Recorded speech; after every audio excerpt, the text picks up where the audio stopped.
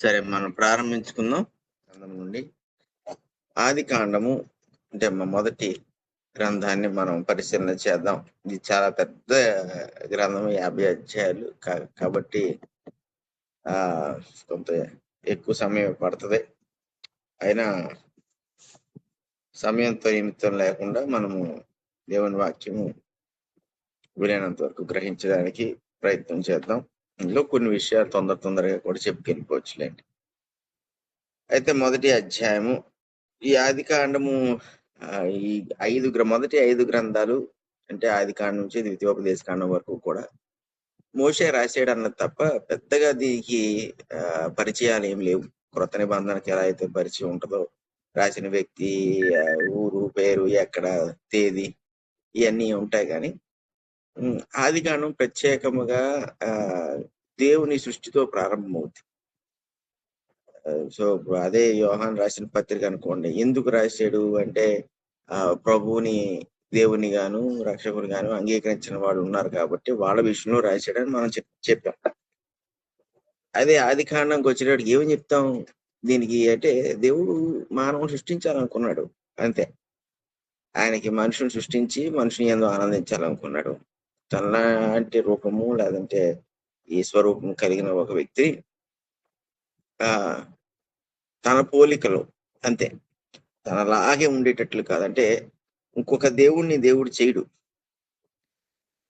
ఆయనే దేవుడైనప్పుడు ఆయన ఎవరిని చేసినా కూడా చేయబడిన వాడి కన్నా ఈయన అధికుడుగానే ఉంటాడు. సో దేవుడు ఎప్పుడు దేవుణ్ణి సృష్టించడం అది మనం అర్థం చేసుకోవాలంతే. దేవుడు మనుషుని తన పోలికినంత తన స్వరూపం సూచించినప్పుడు ఏంటంటే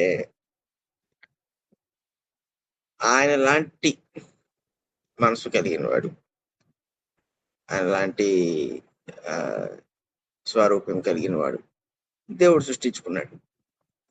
సో ఆ సృష్టికి కావాల్సిన సృష్టి అంతటిని మళ్ళీ దేవుడు ఏర్పాటు చేశాడు. సో ఆది కాండంలో మనం పరిచయం గురించి మాట్లాడాలి, ఎవరి గురించి మాట్లాడాలి, దేవుడి గురించే మాట్లాడాలి. దీన్ని ఎవరు రాశారు అన్నది పెద్ద ఇంపార్టెంట్ కాదు. ఎందుకంటే పరిశుద్ధాత్మ చేత ఇది రాయబడింది. అంటే ప్రారంభం గురించి రాయబడుతుంది కాబట్టి మోషే రాసినా ఇంకొకరు రాసినా మోషే కూడా అప్పటికి ఎక్కువ పుట్టలేడు చెప్పాలంటే. అసలు ఈ గ్రంథం కార్యరూపము దాల్చిన సమయంలో దేవుడు తప్ప, దేవుడికి వ్యతిరేకమైన సాతాను తప్ప, దేవదూతలు వీళ్ళు తప్ప ఎవరూ లేరు. మనుషుడు అన్నవాడు ఎవడూ లేడు. కాబట్టి ఏ మనుషుడు కూడా దీని విషయంలో ప్రమేయం ఉన్నట్టు కానీ లేదంటే ఒక విశ్వాసాన్ని కలిగి ఉన్నట్లు కానీ చెప్పడానికి లేదు. మోషే కూడా ఎప్పుడొచ్చాడు మోషే? ఫరో కాలం తర్వాత, అప్పటికే ఒక కనీసం 1600 సంవత్సరాలు ఎంతో గడిచిపోయి ఉంటుంది. అప్పుడు వచ్చాడు మోషే. సో అప్పుడు మోషే వచ్చినప్పుడు ఒకడు మోషే ఇది రాసి ఉంటే ఇంత వివరంగా రాయటానికి తన దగ్గర అసలు ఎటువంటి సమాచారం లేదు.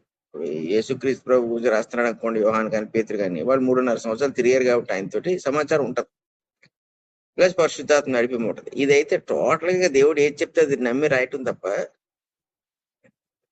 మోషే కానీ అటువంటి వారికి కానీ వేరే చాయిస్ లేదు. అదే అవును కదా, ఈ సంగతి మాకు తెలుసు కదా అనుకునే పరిస్థితి లేదు. ఈ గ్రంథము దేవుడి చేత అంటే గ్రంథంలోని విషయాలు దేవుని చేత ప్రారంభింపబడ్డాయి కాబట్టి గ్రంథము దేవుని చేత ప్రారంభపడింది అంటాం. దేవుడు ఆయన ఉద్దేశాన్ని, ఆయన ఆలోచనని ఇక్కడ చూపిస్తున్నాడు. అంటే ఒక రకంగా మనం మామూలుగా చదివికి వెళ్ళిపోతే మామూలుగా ఉంటది, కానీ పరిశీలనగా ఆలోచన చేసి ఎవరూ లేరు, మనకేమీ తెలియదు, ఏ మనుషులకి ఏమీ తెలియదు, కానీ ఈ ప్రారంభంలో మధ్య చదువుతున్నప్పుడు ఆశ్చర్యంగా ఉన్నప్పటికీ కూడా భయానకంగా ఉంటుంది. అందుకే దావీదు కూడా అంటాడు దేవుని సృష్టిని బట్టి, అంటే గర్భమందు శిశువు ఏ రీతిగా అయితే రూపింపబడతాడో అది తలుచుకుంటే నాకు భయం కలుగుతున్నది అంటాడు. ఎందుకు అంటే భయం అంటే అసలే ఆ బిడ్డ ఇంకా లేకముందే ఆ బిడ్డను అలాగ తయారు చేసి దేవుడు ఇస్తారంటే వాడికి తెలియకుండా ఆ తర్వాత ఎప్పుడో దాని గురించి తెలుసుకునే పరిస్థితి అనుకున్నప్పుడు అది ఆలోచించడానికి భయంగా ఉంటుంది. అలాగే సృష్టి కూడా మనం చూడలేదు, దాని గురించి మనకేమీ తెలియదు, కానీ దేవుడు ఎలాగూ దీన్ని సృష్టించాడు, దీని పట్ల ఆలోచన కలిగి ఉన్నాడు. ఆ అని మనం ఇప్పుడు కూర్చుని మనం ఆలోచన చేస్తే అది భయాన్ని కలిగించే సంగతిగానే ఉంటుంది. ఎందుకంటే వాక్యంలో ఉన్న పదాలు కూడా అలా సూచిస్తున్నాయి. అదే ఆరంభ దశలో అంటే 1, 2, 3 వచనాలు ఏవైతే ఉన్నాయో ఇప్పుడు ఆ దశలో ఒకవేళ మనం ఉండవలసి వస్తే మన వల్ల ఏది కాదు. మనం అసల అటువంటి వాతావరణంలో ఉండటానికి మనకి అనుకూలత ఉన్నా కూడా మనం బ్రతకలేం. సో అందువల్ల దేవుడు సృష్టించిన సృష్టి విధానము చాలా భయాన్ని కలుగజేస్తుంది. మనుషుడు ఎందుకు దేవుడికి భయపడాలి అంటే ఈ ఆదికాండం మొదటి అధ్యాయంలో ఉన్న మొదటి 2, 3 వచనాలే. దాని విషయంలోనే మనుషుడు దేవుడికి భయపడాలి. అక్కడ ఆ సృష్టి అంటే సృష్టిని సృష్టించినవే కాదు, ఆ విధానం దేవుడు ఎంచుకున్న విధానం ఎన్ని రకాలుగానే ఎంచుకొచ్చారు. కానీ ఈ రకంగా ఎంచుకున్నప్పుడు ఒకవేళ ఆ సమయంలోనే మానవుణ్ణి సృష్టించి ఆ మొదటి 2 వచనాల్లోనే పెట్టుంటే దేవుడు ఇప్పుడు ఎలాగైతే ఈ మట్టితో చేసి ప్రాణం పోసి ఒక జీవిగా చేశాడు అలాగే పెట్టి ఏదేం తోటలో కాకుండా పెట్టుంటే అసలు వాడి పరిస్థితి ఏంటి అంటే దేవుడు మానవునికి సౌఖ్యాన్ని తయారు చేసి అప్పుడు మనుషుని తయారు చేశాడు. భయము లేకుండా ఉండే పరిస్థితులను కలుగు చేసి దేవుడు మానవుని సృష్టించాడు. ఇటువంటి దేవుడిని విడిచిపెట్టాడు మానవుడు. విడిచిపెట్టి అపవాది మాట విని పాపం చేసి త్రోసివేయబడ్డాడు. సో ఈయన భయంకరుడు అంటే ఆయన సృష్టి విధానం చూస్తే భయం వేస్తుంది. కానీ ఆ భయం మనకు తెలియకుండా అలాగే గర్భం ముందు శిశువు ఏర్పడు విధానము చాలా భయంకరం. అది ఆలోచన చేసి ఎన్ని తప్పిదాలనే జరగచ్చు అందులో. ఒక శిశువు రూపాన్ని దాల్చుచున్నప్పుడు ఎన్ని తప్పిదాలైనా జరగచ్చు.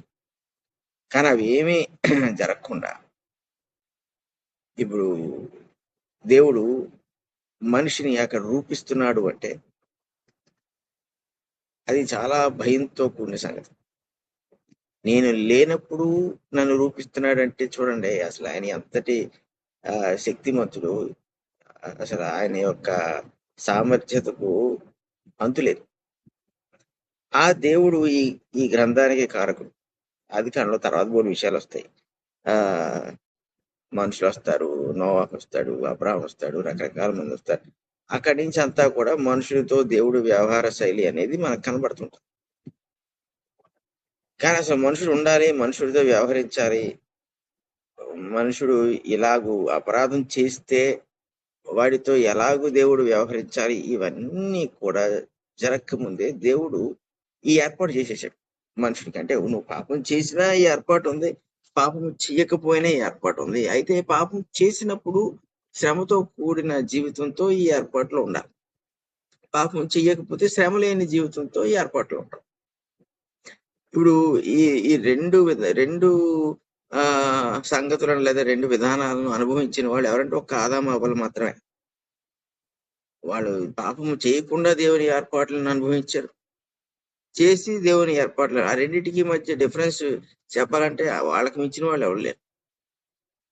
పౌలు ధర్మశాస్త్రం మీద ఉన్నాడు, క్రీస్తు నందు ఉన్నాడు. కాబట్టి దాని క్రింద ఉంటే ఎలా ఉంటుందో దీని క్రింద ఎలా ఉంటుందో చెప్పడానికి పౌలు మాత్రమే నిజంగా మనుషుల్లో యోగ్యుడు. కానీ అలాగే ఈ ఆదాము అవ్వల విషయంలో వచ్చినప్పుడు కూడా వాళ్ళే యోగ్యులు.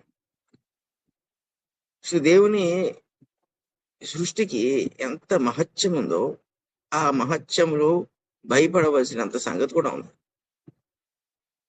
అవి మనం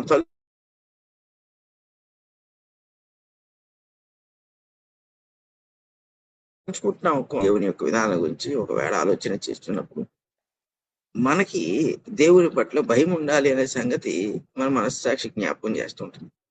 దేవుని గురించి ఈ రకంగా ఆలోచన చేయని వాళ్ళు ఏంటంటే సాధారణంగా భయపడరు. వాళ్ళు ఇష్టం వచ్చినట్టు వాళ్ళు ఉంటారు.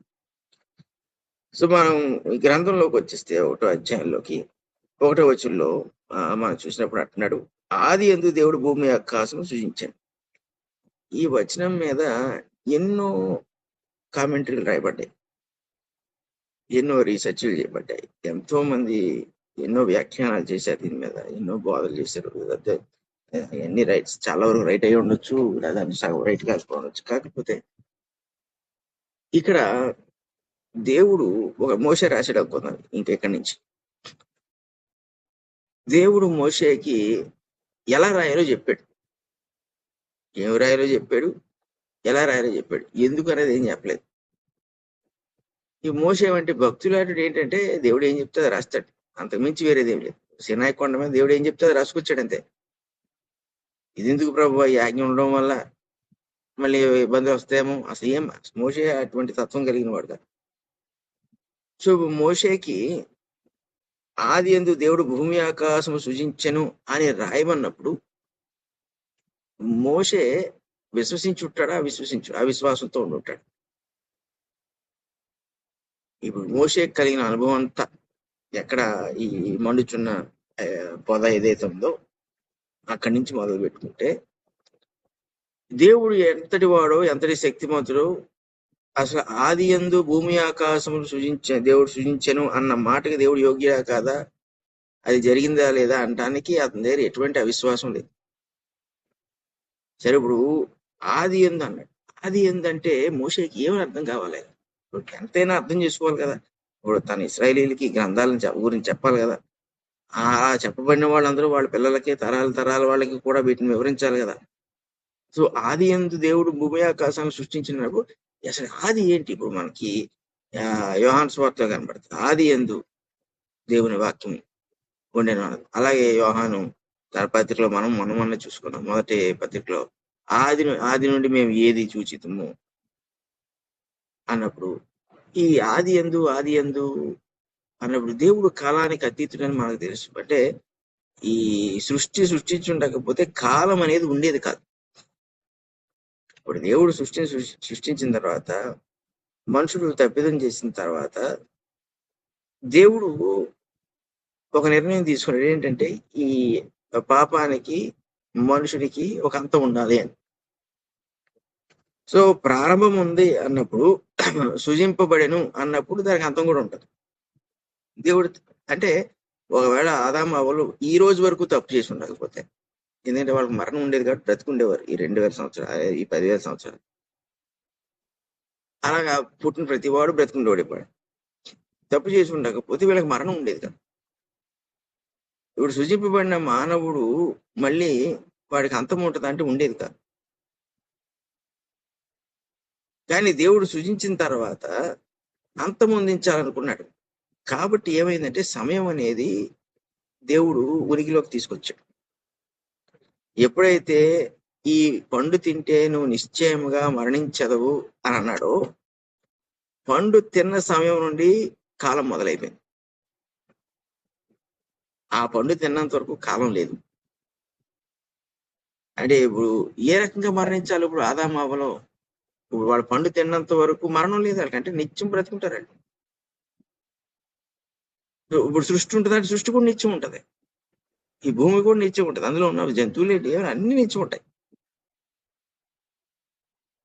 కానీ ఎప్పుడైతే వీళ్ళు పండు తిన్నారో, మరణం వచ్చేటప్పటికి ఏం చేయాలంటే ముగింపు అనేది తీసుకొచ్చారు.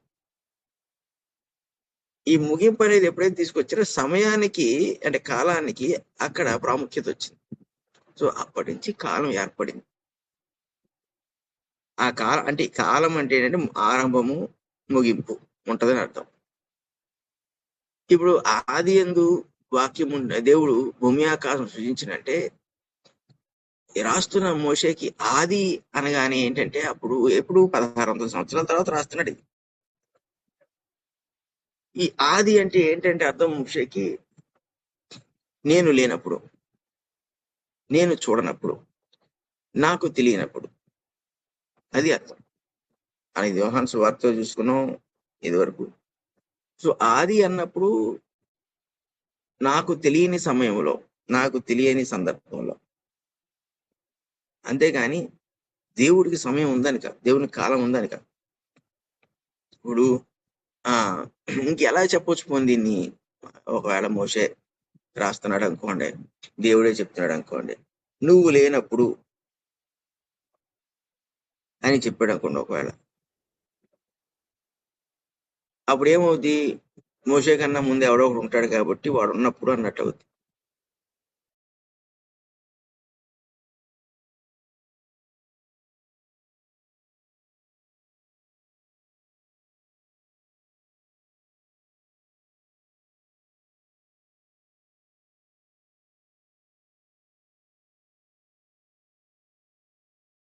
వాక్యాన్ని చదువుతారు ఆది యందు అని. వాళ్ళందరూ కూడా ఎక్కడికి వెళ్తారంటే వాళ్ళకి తెలియని సమయంలోకి వెళ్తారు, లేదా తెలియని ఆ ఘటనలోకి వెళ్తారు. ఆది అనగానే ఇప్పుడు ఫర్ ఎగ్జాంపుల్ మా తాతగారు ఉన్న రోజుల్లో అన్నాం అనుకోండి, లేదా మా తాతగారు పుట్టినప్పుడు అని అవన్న కాలంలో అన్నాం అనుకోండి. నేను దేని గురించి చెప్తున్నానంటే నాకు తెలియని దాని గురించి చెప్తున్నాను. నేను లేనప్పుడు అంటే మనం అర్థం చేసుకోవడానికి చెప్తున్నాను. నేను లేని కాలం గురించి నేను చెప్తున్నాను కాబట్టి నేను ఒక రెఫరెన్స్ పాయింట్ తీసుకుంటున్నాను, అది మా తాతగారు. అంతే. వాస్తవంగా నాకు దాని గురించి ఏమైనా తెలుసా, కాలం గురించి ఏమైనా తెలుసా అంటే నాకు ఏమీ తెలియదు. అలాగే ఇక్కడ దేవుడు రెఫరెన్స్ పాయింట్. ఆది యందు అన్నప్పుడు నేను లేని సమయంలో, నాకు తెలియని సమయంలో, అప్పుడు దేవుడు ఉన్నాడు. సో ఇప్పుడు ఈ అధ్యాయం చదువుతున్నప్పుడు ఈ సృష్టి అంతా కూడా మనం సృష్టింపబడుతున్నట్టుగా చూస్తున్నప్పుడు ఈ సృష్టికి ముందుగానే దేవుడు ఉన్నాడు అనే సంగతి మనకు అర్థమవుతుంది. ఇప్పుడు ఎంతగా ముందున్నాడు అంటే దానికి అసలు అర్థం లేదు, ఉన్నాడు అన్న సంగతి తప్ప. ఎందుకు అంటే ఎక్కడైనా ఒకవేళ కాలం అనేది ఏర్పరచబడి ఉంటే అది భూమి విషయంలో భూమి మీద మాత్రమే ఏర్పరచబడం. ఇంక మరి ఎక్కడ దేవుడు కాలాన్ని నియమించలేదు. సో భూమి కన్నా ముందున్నాడు కాబట్టి దేవుడు, ఈ సృష్టి కన్నా ముందున్నాడు కాబట్టి కాలము లేని సమయంలో ఉన్నాడు, అంటే నిత్యుడిగా ఉన్నాడు, నిరంతరం ఉంటూనే ఉన్నాడు. ఆయనకి ఎప్పుడో సడన్ గా ఒక ఆలోచన వచ్చింది, ఈ నిరంతరం అనే దాన్ని మన బ్రెయిన్ కి మన కెపాసిటీకి సరిపోదు. ఎందుకంటే ఆయన ఎంతకాలము దేవుడిగా ఉండి భూమిని సృష్టించి మనుషుని పెట్టాలనుకున్నాడు అన్నది కూడా మనం ఆలోచన చేస్తే అసలు మనకి ఏమీ పనిచేయదు బుర్ర. అంటే దేవుడు ఎప్పుడు తీసుకున్నాడు నిర్ణయం? అప్పుడు దేవుడు 10,000 సంవత్సరాలుగా ఉంటున్నాడు అంటే 10,000 సంవత్సరాలు అనగానే మళ్ళీ ఆయన కాలం నియమిస్తున్నాం మనం. సో ఎక్స్ట్రాడినరీలీ ఇంపాసిబుల్ అన్నమాట. ఏంటంటే ఆయన ఆయన కాలమును కానీ ఆయన ఉనికిని కానీ లేదా ఆయన వయస్సుని కానీ మనం నిర్ణయించడం అనేది ఇంపాసిబుల్. దేవుడు ఎప్పుడు ఈ నిర్ణయం తీసుకున్నాడు అన్నది కూడా మనం చెప్పలేం. ఎన్ని సంవత్సరాల తర్వాత తీసుకున్నాడు భూమి ఆకాశం సృజించాలనేది కూడా మన వశంలో లేదు, మనకు తెలియదు. ఒకవేళ మనం పరలోకి వెళ్ళిన తర్వాత మనకి ఏమైనా అర్థం అవుద్దా అంటే అర్థం అవ్వకపోయినా ఆశ్చర్యపోక్కర్లేదు. ఎందుకంటే మనము ఫ్యూచర్లో వెళ్తాం, భవిష్యత్తులో వెళ్తాం పరలోకం. మనం మాట్లాడుకుంది సంగతి ఏంటి ఇప్పుడు అంటే దేవుడు కాలము లేని టైం గురించి మాట్లాడుతున్నాం. మనం భవిష్యత్తు అంటే అది కాలం. మనం ఒక కాలంలో పరలోకం వెళ్తామని మనం మాట్లాడుకుంటున్నాం, అప్పుడు ఒక కాలంలో మనం పరలోకం చేస్తాం. పరలోకంలో ఉండి ఆది అనే దాని గురించి ఆలోచించాలంటే బహుశా మనకు ఆలోచించాల్సిన అవసరం కూడా ఉండదు. సో అందుకే మీకా గ్రంథంలో కూడా అందుకే అంటాడు 5వ అధ్యాయంలో మీకా ప్రవక్త ద్వారా దేవుడు పురాతన కాలం నుండి శాశ్వత కాలం వరకు జీవించుతున్నవాడు అంటాడు. మనుషుడికి ఇలా తప్ప ఎక్స్ప్లెయిన్ రాదు. మన పరిమితి, మన జ్ఞానానికి ఉన్న పరిమితికి, మన ఆలోచన శక్తికి దేవుణ్ణి అర్థం చేసుకోవాలంటే దేవుడు తన స్థాయిని తగ్గించుకుని మనకి వివరిస్తున్నాడు. పురాతన కాలం నుండి శాశ్వత కాలం వరకు ఉండేవాడు అన్నప్పుడు పురాతన కాలం అంటే ఎప్పుడు అనుకుంటాం? మా తాతగారిని తీసుకున్న అది పురాతన కాలం కాదు. ఆయన తాతగారిని తీసుకుంటే అంతకుముందు ఇంకొకటి ఉండి ఉంటాడు, ఇంకొక తాత ఉండి ఉంటాడు. ఈ పురాతన కాలానికి డెఫినేషన్ లేదు, ఇప్పుడో ఇది వరకు అంతే. శాశ్వత కాలం అనడానికి డెఫినేషన్ లేదు, ఎందుకంటే ఇక్కడతో అయిపోద్దని చెప్పడానికి లేదు శాశ్వత కాలం అంటే. దేవుడు ఎప్పుడు ఉన్నవాడే. అందుకే మోషే ఇశ్రాయేల్ విషయంలో ఇశ్రాయేల్ దగ్గరికి వెళ్తున్నప్పుడు అసలు వెళ్ళమన్నాడు దేవుడు. ఏమని చెప్పను వాళ్ళకి, ఎవరు పంపారని అంటే ఏమన్నాడు, నేను ఉన్నవాడును అనువాడును అన్నాడు. అంటే అర్థం ఏంటంటే ఉన్నవాడు అంతే ఆయన. ఎప్పటి నుంచి ఎందుకు దేవుడు ఆ పేరు పెట్టుకున్నాడు తనకంటే, మరి దేవుడికి ఆ పేరే కరెక్ట్ గా సరిపోద్ది. ఎందుకంటే ఆయనకి ఆరంభం లేదు, అంతం లేదు. మనం ఒక కాలం మనం విధించలేం. ఒకవేళ మన ఆలోచన చేసే ప్రయత్నం చేసినా కూడా మన ఆలోచనకి అందదు అది. ఎందుకు అందదంటే ఎంత దూరం వెళ్తాం, ఎంత దూరం వెనక్కి వెళ్తే ఆయన ఉన్నాడు అప్పటి నుంచి అని చెప్పగలం అంటే మనం ఇంపాసిబుల్, మనం చెప్పలేం. అంత దూరం మనం వెళ్ళలేం. మనకి ఎంతవరకు తెలుసో అంతవరకు మనం వెళ్ళగలం, కానీ వెనక్కి అంతకు మించి మనం వెళ్ళాం. సో ఈయన పురాతన కాలం నుండి శాశ్వత కాలం వరకు ఉండేవాడు కాబట్టి ఆయన నిత్యుడు ఉన్నవాడు. అందుకే నేను ఉన్నవాడును అన్నాడు అంతే. సో ఇశ్రాయేల్ ఏం అర్థం చేసుకోవాలంటే, ఇప్పుడు యెహోవా అంటే అర్థం ఉన్నవాడిని, నేను ఉన్నవాడు. నేను ఉన్నవాడును అన్నప్పుడు ఇశ్రాయేల్కి ఏం అర్థం కావాలి అంటే, అసలు మీ అందరికన్నా కూడా నేను చాలా గొప్పవాడిని అంతే. ఆ మాట ఒకటి. అందుకే ఇశ్రాయేలు మోషే మాట ఉన్నారు. ఎంత గొప్పవాడో కూడా రుజువుపరుచుకున్నాడు ఆయన చేసిన ఆశ్చర్య కార్యాలను బట్టి. సో ఆది యందు దేవుడు భూమి ఆకాశమును సృజించును అన్నప్పుడు ఆయన జీవితంలో ఆయన ఉంటున్న ఈ ఏ సమయం అయితే, కాలం అయితే, ఎంతైతే అది ఉందో, ఒకానొక సందర్భంలో ఆయన భూమి ఆకాశాలు సృజించాలనుకున్నాడు. అది ఆయనకి ఇష్టమైంది. ఇప్పుడు అందరూ మీరు ఎక్కడైనా ఏదో ఫంక్షన్ సరదా కుటుంబాలన్నీ గ్యాదర్ అయ్యారు అనుకోండి ఇంట్లో, ఇప్పుడు అందరూ ఏదో టిఫిన్ చేస్తున్నారు, ఏదో భోజనం చేస్తున్నారు. అందరూ ఒకటి తింటే అందులో ఒక్కడ మాత్రం ఇంకేదైనా వేరే తింటాడు అనుకో.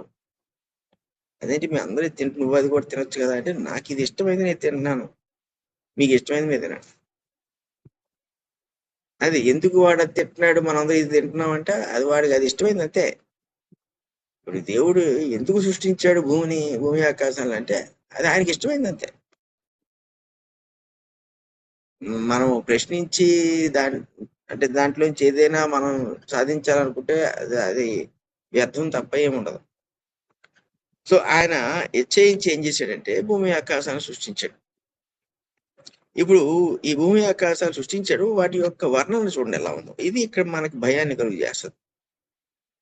అసలు దేవుడు ఇలా ఎంతకించుకున్నాడు అది మనం చెప్పలేకపోవచ్చు, ఏదో కొంతవరకు చెప్పగలవచ్చు. కానీ ఆయన ఎంచుకునే విధానం చూస్తే భూమి నిరాకారముగాను శూన్యముగాను ఉండెను. ఫస్ట్ ఒక లైన్ తీసుకుందాం. ఇప్పుడు సోషల్ స్టడీస్ లో చూసే మా అబ్బాయికి, అంటే నేను చిన్నప్పుడు చదివిన ఏ క్లాస్ చదివిన తెలియదు కానీ మీకు జ్ఞాపకం ఉండకపోవచ్చు, కానీ మా అబ్బాయి ఇప్పుడు చదువుతున్నాడు కాబట్టి వాడు సెకండ్ క్లాస్ లో వచ్చింది, థర్డ్ క్లాస్ లో కొంచెం ఎక్కువగా వస్తుంది. భూమి యొక్క రూపం ఏంటి, షేప్ ఏంటంటే భూమి గుండ్రంగా ఉంటది. సో ఇప్పుడు అది ఎప్పుడో ఎవరో కనుక్కున్నాడు. ఎందుకు కనుక్కున్నారంటే ఆ భూమి చుట్టూ వాడు సముద్రంలో అలాగా పడవ ప్రయాణం చేస్తే ఎక్కడ మొదలెట్టాడు తిరిగి అక్కడికే వచ్చాడు. ఎక్కడ మొదలెట్టాడో తిరిగి అక్కడికి వచ్చాడంటే అర్థం ఏంటంటే అది గుండ్రంగా ఉంటే తప్ప అది సాధ్యపడదు. భూమి ఇప్పుడు మనం శాటిలైట్స్ ద్వారా ఫొటోస్ పిక్చర్స్ భూమి యొక్క చూసినా కూడా మనకి అది భూమి గుండ్రంగా ఉన్నట్టు మనకు కనబడిపోతుంది. కానీ ఇక్కడేమంటున్నాడు, భూమి నిరాకారముగాను అంటున్నాడు. అసలు ఆకారం లేదు భూమికి. అప్పుడు భూమి రౌండ్ గా ఉందా అంటే రౌండ్ గా ఉందని కూడా మనం చెప్పలేం. అసలు ఏ షేప్ లో ఉంది అంటే దానికి షేప్ లేదు. జ్ఞాపకం ఉంచుకోండి, భూమి అంటున్నాడు. భూమి వేరు, జలములు వేరు.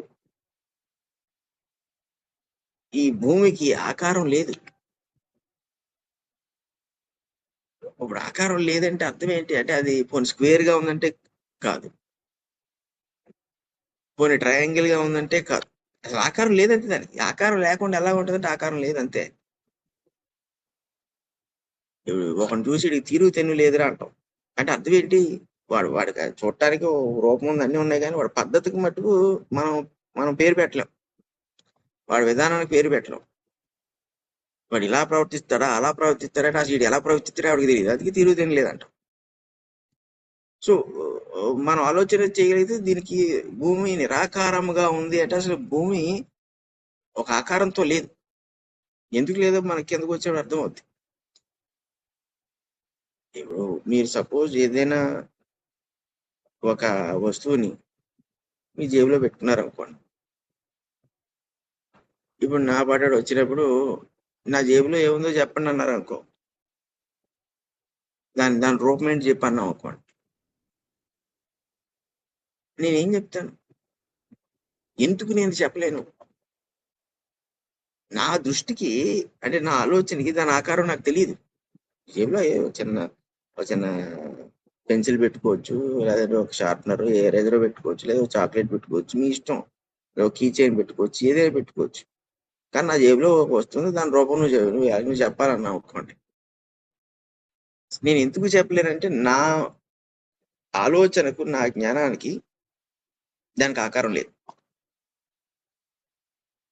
ఎందుకు లేదంటే అది నాకు తెలియట్లేదు, కనబట్టలేదు కాబట్టి. ఇప్పుడు దేవుడికి తెలుసా భూమికి ఒక ఆకారం అనేది ఏర్పడుతుందంటే ఆయనకు తెలుసు, కానీ ప్రారంభంలో భూమికి అసలు ఆకారం లేదు. ఎందుకంటే మీరు జేబులో వస్తువుని ఎలా పెట్టారో ఆయన భూమిని అలాగే జలములలో ఉంచాడు. దాన్ని ఆ జలములలో కిందకి చెప్పుకొస్తే జలములలో ఉంచాడు కాబట్టి దానికి ఆకారం రాలేదు. ఇప్పుడు జలముల్లో నుంచి దాన్ని బయటికి తీసుకొచ్చేప్పుడు దానికి ఆకారాన్ని ఇస్తాడు. ఈ రోజు మనం ఏ ఆకారం అయితే మనం చూస్తున్నాము ఈ శాటిలైట్ పిక్చర్స్ ద్వారా, వాటి ద్వారా ఇప్పుడు ఒక ఆకారం వచ్చింది. అంతవరకు భూమికి ఆకారం లేదు. సో మొట్టమొదటిగా భూమి సృష్టింపబడినప్పుడు అది గుండ్రంగా ఉందంటే లేదు, అసలు మనకు తెలియదు, ఏ రూపం మనకు తెలియదు. శూన్యముగాను, శూన్యం అంటే సున్నా, ఏమీ లేదు. అంటే అసలు భూమి మీద ఏమీ లేదు. ఏమీ లేదంటే ఏమీ లేదు. అంటే కనీసం ఒక పురుగు కూడా లేదంటే పురుగు కూడా లేదు. కొన్ని కంటికి కనబడే సూక్ష్మ జీవులు ఏమైనా ఉన్నాయంటే అవి కూడా లేవు. దేవుడు ఏం పెట్టలేదు అంతే. ఆ భూమిని తీసుకున్నప్పుడు అందులో కనీసం మాత్రం ఏమీ లేవు. అంటే ఏం చేశాడు దేవుడు అంటే జీరో నుంచి స్టార్ట్ చేశాడు. ఏది కూడా ముందుగానే అంటే ఆయనకు తెలియకుండా ఏది కూడా జరగలేదని అర్థం. శూన్యంగా ఉందంటే అర్థం ఏంటంటే ఆయన ఇష్టం లేకుండా, ఆయనకి తెలియకుండా, ఆయనకి సంబంధం లేకుండా ఏది భూమి మీదకి రాలేదు. ఇప్పుడు మీరు ఇల్లు కట్టుకుంటున్నారు అనుకోండి, మీకు సంబంధం లేకుండా ఈ ఇంజనీర్ గాని తాపమేస్త్రి గాని ఏదైనా కట్టేస్తారా? ఒప్పుకుంటారా మీరు? ప్రతి గోడ, ప్రతి గుమ్మం, ప్రతి కిటికీ, ఎక్కడ మెట్లు ఇవన్నీ కూడా మీ అంగీకారంతో కట్టబడాలి. ఏది కూడా మీకు నచ్చంది మీరు కట్టుకుంటున్నప్పుడు ఉండదు. అందులో మీకు తెలియకుండా ఏది ఉండదు.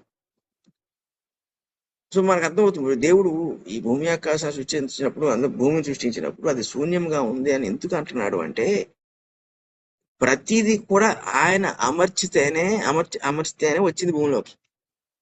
ఆయన చెప్పకుండా ఏది రాలేదు.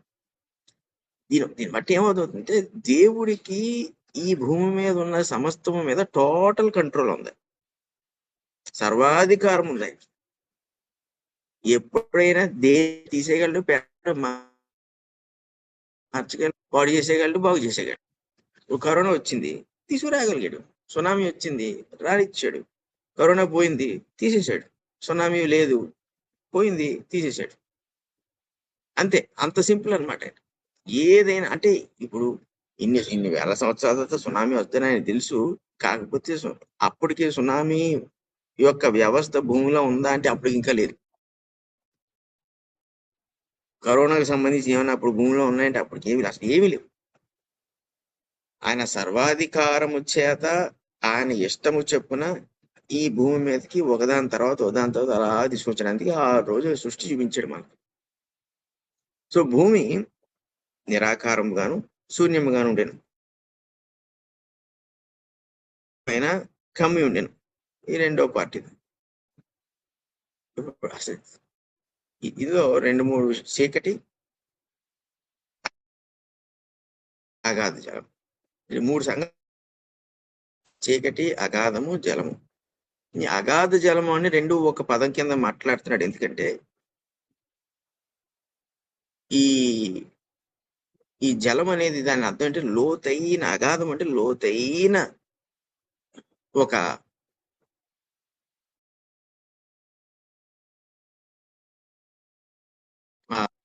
అది దేవుడు దానికి ఎంత లోతు. అయితే జలము అని ఎందుకు అన్నాడంటే అంత ఫస్ట్ టైం కనబడుతుంది ఈ పదం మనకి, జలము అనేది అంత నీటితో ఉంది, మొత్తం అంతా నీటితోనే.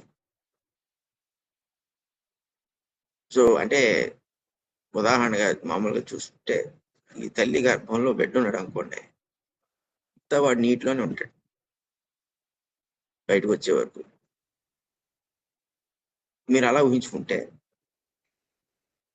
ఈ దేవుడు ఏదైతే సృష్టించాలనుకున్నాడో దాని అంతటికీ ముందుగా ఏం చేశాడు, మొత్తం దాని అంతటి నీటిని ఉద్దేశించి చేశాడు. సో అది ఎంతటి అగాధము అంటే మనం లెక్కించలేము. ఇప్పుడు అబ్రహాము ఈ ధనవంతుడు ఉపమానం మనం చూసినప్పుడు అబ్రహాం అంటాడు ధనవంతుడితో, ఆ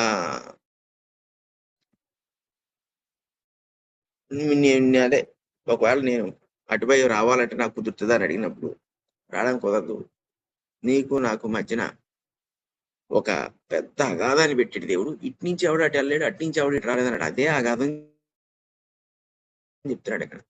అంటే ఈ అగాధం ఎంత లోతైనదంటే ఒకడు ప్రయత్నం చేసినా కూడా దాన్ని ఛేదించలేడు.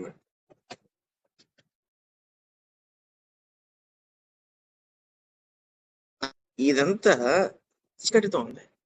అంటే అప్పుడు చీకటి సృష్టింపబడిందా అంటే చీకటి సృష్టింపబడినట్టు కాదు. కాకపోతే చూచేవాడు ఎవడో లేడు. అప్పుడు రాస్తున్న మోషే ఒకవేళ అది చూడగలిగాడా? దేవుడు చెప్తున్నాడు అంటే చీకటి అంటే ఏంటంటే చూడటానికి ఏమీ లేదు, బేసిక్గా చూడటానికి ఏమీ లేదంతే.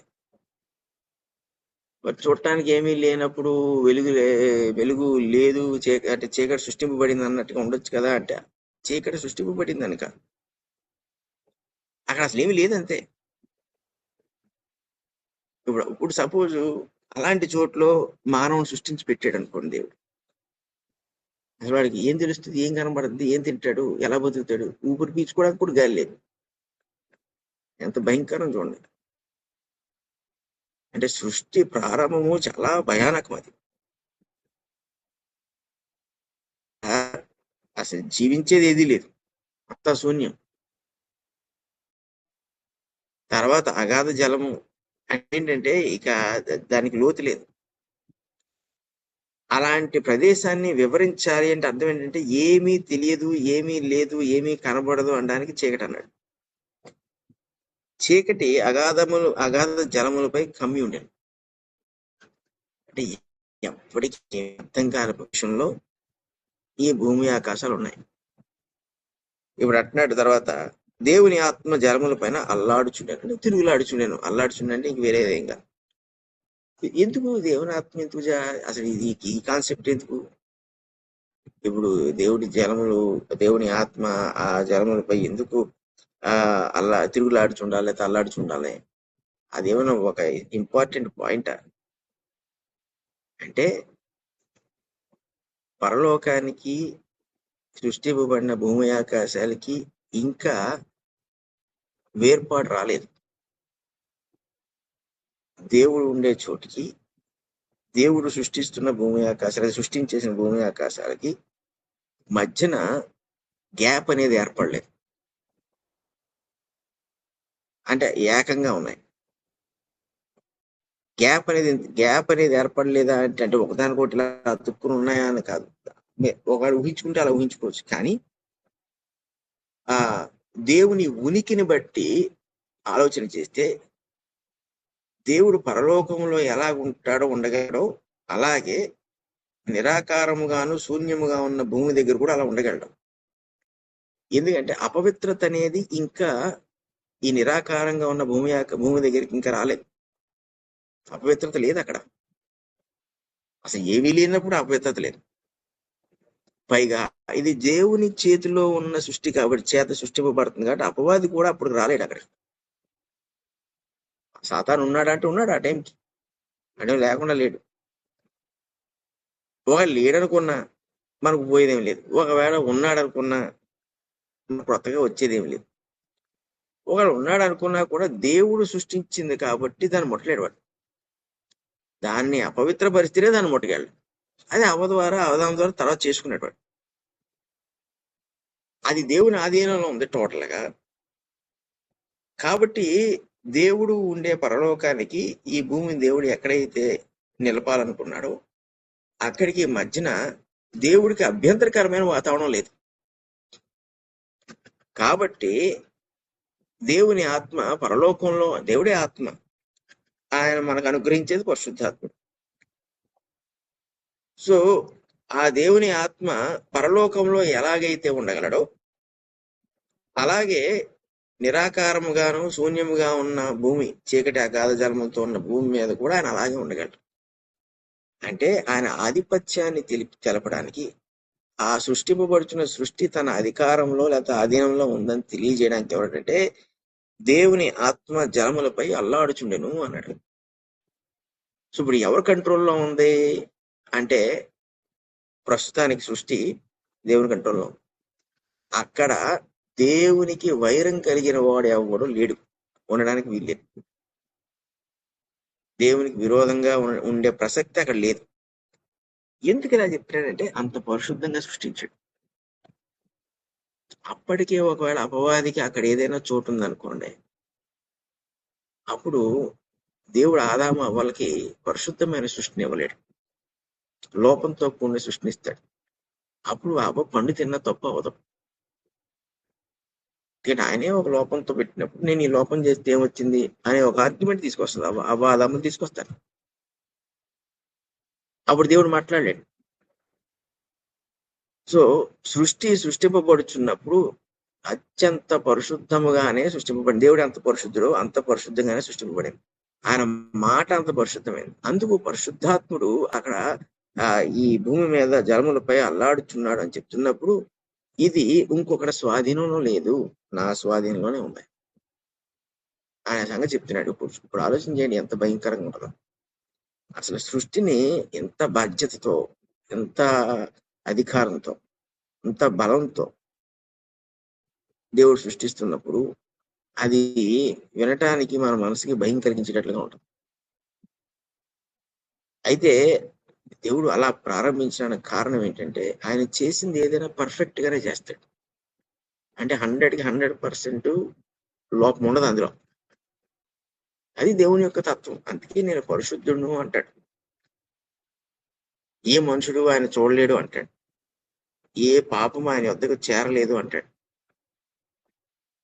ఏదో అలా ప్రయత్నించిన వాళ్ళు చనిపోయిన పరిస్థితులు ఉన్నాయి.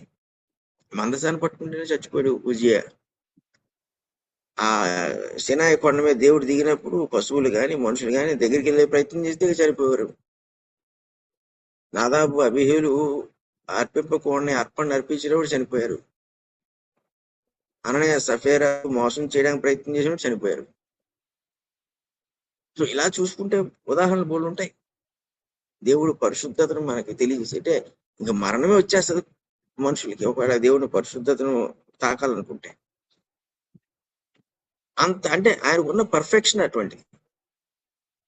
ఆ పర్ఫెక్షన్ ని తెలియజేస్తూ ఈ జలములపై దేవుని ఆత్మ అల్లాడుచుండెను అన్నాడు.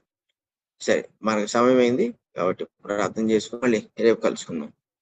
పరిశుద్ధులకు తండ్రి, ప్రేమ కలిగిన దేవా, మీకు స్తుతులు స్తోత్రాలు. ఇంత అద్భుతంగా మీరు సృష్టించిన ఆయన, మరి మేము దాని గురించి ఆలోచన చేయించినప్పుడు మాకు మీరు కలుగు చేయించిన భయమును బట్టి, ఆ భయం వల్ల కలుగుచున్న ఈ భక్తిని బట్టి నీ ఎడల మేము ఎందుకు విధేయత కలిగి ఉండాలో నీ ఆలోచన క్రమమును మేము అర్థం చేసుకునేందుకు సహాయం చేయించినందుకు మీకు స్తుతులు స్తోత్రాలు.